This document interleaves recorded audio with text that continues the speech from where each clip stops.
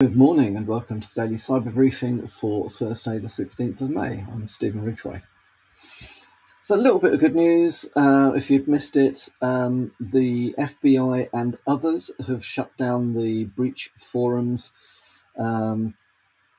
hacking forum and are investigating the information that they've got from it. So, hopefully, that will result in some more targeted takedowns of other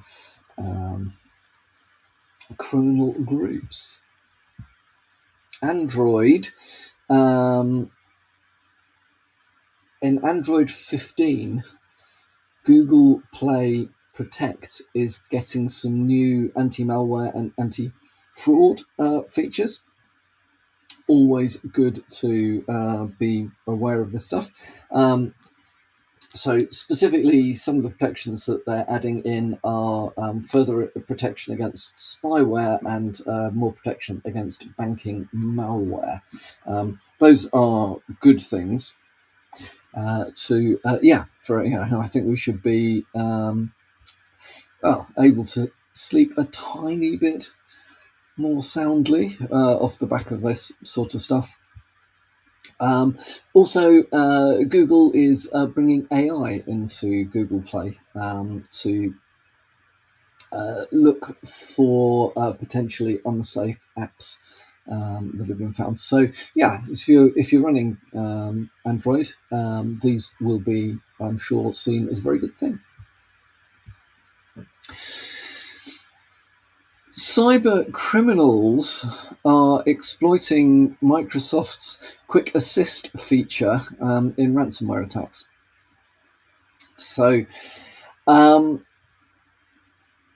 is we're all aware of the concept of living off the land, i.e. using legitimate apps for illegitimate purposes. Threat actors are using the Quick Assist or some of the Quick Assist features to perform social engineering attacks. So Quick Assist is like sort of remote assistance, so the sort of thing that your tech department might use in order to gain access to machines, to whatever. Actually, it's available for Windows and Mac OS. So just be aware that one of the techniques is not new, but sometimes it's good to remember or think about some of these attacks that are they may be older, but they still work perfectly well. So one of the things that attackers might do, especially scammers from parts of the world where labour is not so expensive. If they can con you into installing remote access software, you've got a challenge. So be aware, and be aware that the Microsoft tooling is as useful in this space as any other. Particular group that are the focus of this article from the Hacker News, Storm 1811, financially motivated cyber criminal group that once they have access to your systems, deploy all sorts of stuff, including Catbot, Cobalt Strike, and then ultimately Black Basta ransomware. So having done all things to all things on your device, they then encrypt it and extort you. Worth a read, if only just to remind yourselves about what might be going down. I would be surprised if you haven't got the ability to identify some of these components. However, if you are concerned, definitely worth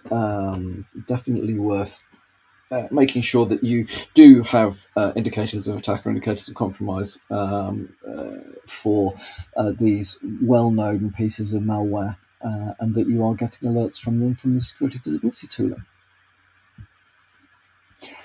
And then finally from me, something that I find rather surprising. But Logarithm is merging with rival Exabeam. Um, why, you may well ask? Well, bearing in mind that Logarithm is owned by, I'm not sure whether they're venture capitalists, but investors, an organisation known as, probably pronounced Thoma Bravo, but it could be Thoma Bravo. This will be a significant merger. Exabeam's recent valuation was 2.5 billion.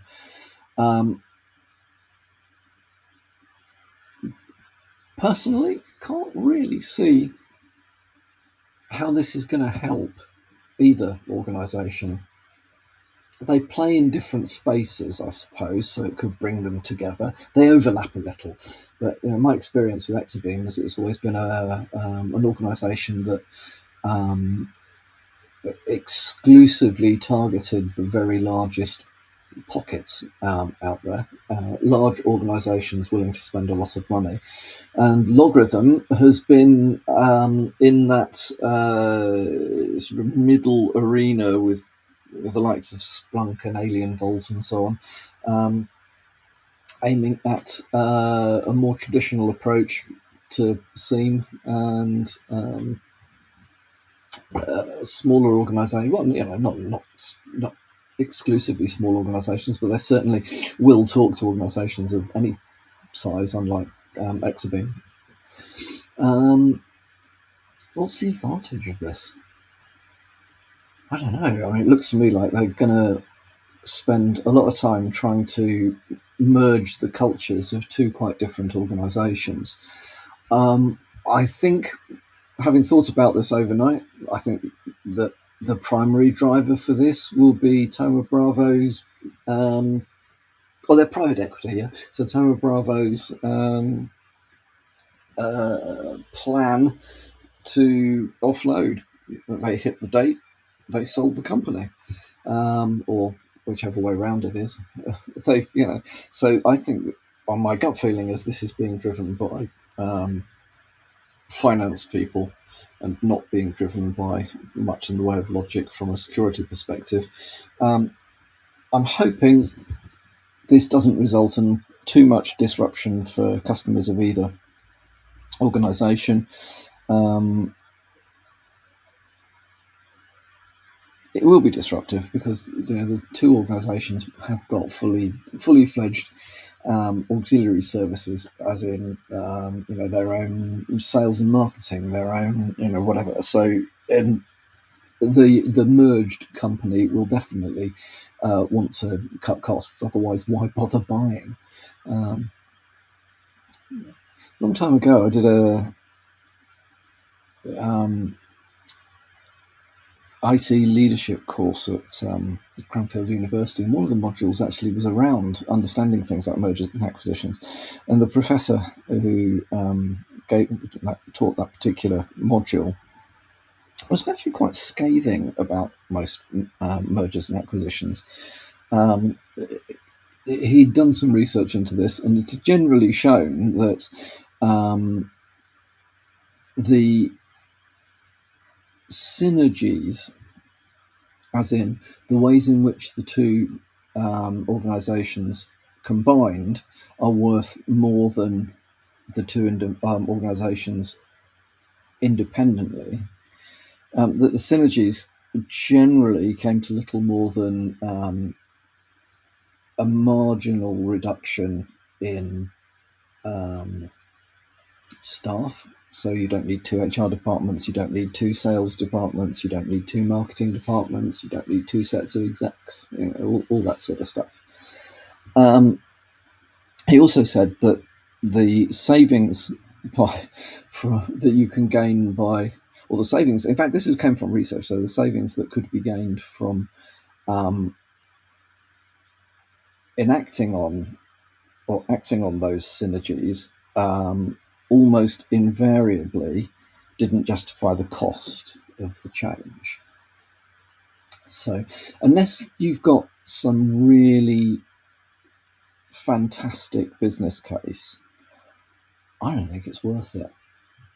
If you want if you want your competitors' customers, go and win the customers. It is far cheaper just to take the customers off your competitor than it is to go and buy your competitor in order to get those customers.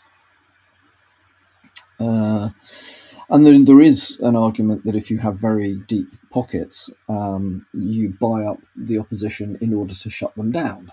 And I think some very large, very well-known organisations are perfectly comfortable doing that sort of stuff.